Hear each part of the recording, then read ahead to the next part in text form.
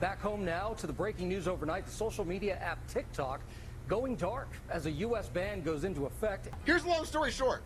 TikTok is getting banned. That's right. If you haven't heard, TikTok is allegedly getting banned. So TikTok got banned in the US. Or did it?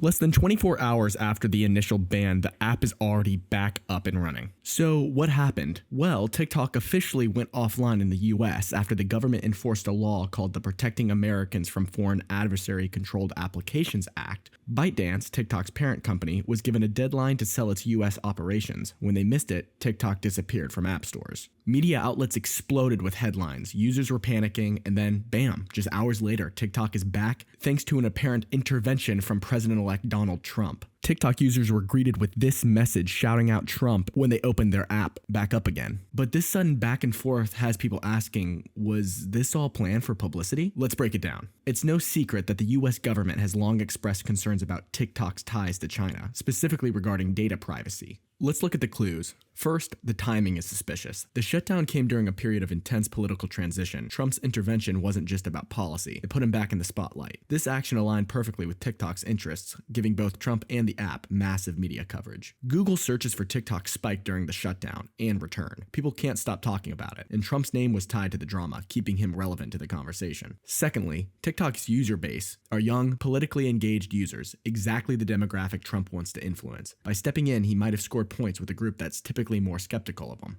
And look at this, TikTok's downloads surged after the app was reinstated. New users flocked to the platform, driven by curiosity and a sense of urgency created by the ban. This wasn't just good for TikTok, it kept the spotlight on Trump's decision-making. Lastly, the seamless way TikTok bounced back suggests that they were ready for this scenario. Combined with Trump's swift intervention, it feels almost too well coordinated to be a coincidence. So was this a masterclass in PR from TikTok with a little help from Trump? The evidence suggests they both played the situation to their advantage, turning a potential crisis into a win-win. Let's cut to the chase. If TikTok engineered this whole shutdown and comeback for publicity, it's a dangerous game. Sure, it got everyone talking, but was it worth the risk? Spoiler alert, absolutely not. Let's break down why this is a horrible move. First off, trust. TikTok is already under the microscope, especially in the US, where concerns about data privacy and national security are front and center. Pulling a stunt like this, it just adds fuel to the fire. It makes TikTok look manipulative and insecure, feeding into the fears that platforms can't be trusted. And what about the users? Millions of people freaked out, thinking their favorite app was gone for good. Playing with their emotions for a PR stunt? That's a surefire way to erode user loyalty. People don't like being toyed with, especially when it comes to something they use daily. I mean, just look at RedNote. People flooded to an app arguably worse than TikTok when it comes to sharing data with China. Here's a clip that sums it up pretty well. All right, guys, so let me get this story straight here. In order to get rid of an app that we felt was compromised by the CCP, known as TikTok, we instated a ban. That ban is supposed to take place on Sunday, where the entire app goes dark. But right before Sunday, a bunch of Americans start downloading an app that is truly run by China,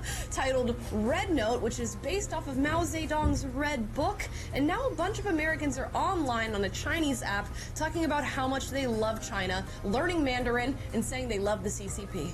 There's also a regulatory fallout. If TikTok really did use a potential ban as a publicity stunt, regulators are going to take note, and they're not going to be happy. It could lead to stricter scrutiny and faster moves towards actual bans, not just in the US, but globally. That's not just bad, it's catastrophic for TikTok's business. Sure, there might have been a short-term spike in downloads or engagement, but let's think long-term. Stunts like this create uncertainty. Users, advertisers, and partners could pull back, thinking TikTok is unstable or unreliable. This also goes against TikTok's brand image. It's positioned itself as a fun, creative space, but pulling a deceptive PR move shifts that image to one of a company willing to manipulate public sentiment for attention. And once that trust is gone, it's incredibly hard to win back. But for now, in the meantime, it looks like TikTok is back. Still, there's a shaky road ahead, and this is not a permanent solution. So, what specific legal steps does TikTok need to take to avoid getting banned, especially in the US? Let's get into the nitty-gritty of the legal landscape TikTok is navigating. Firstly, compliance. The Committee of Foreign Investments in the United States plays a critical role here.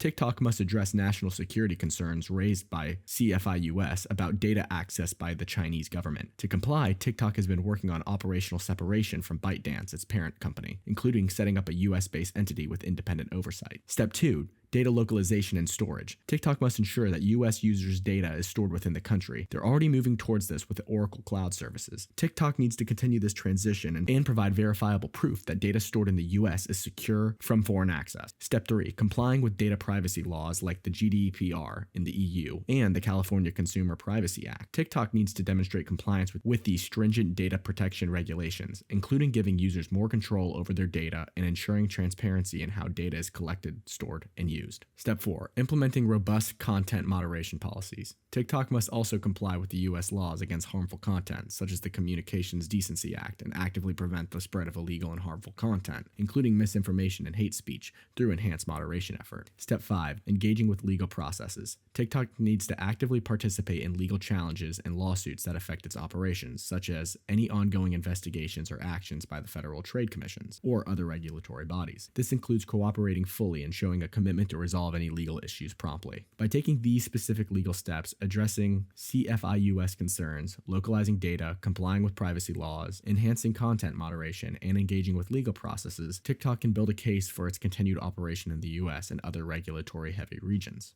What do you think about these legal challenges? Will TikTok manage to stay on the right side of the law and avoid further bans? Let's discuss in the comments below. And if you found this breakdown useful, go ahead and give it a thumbs up and subscribe. Thanks.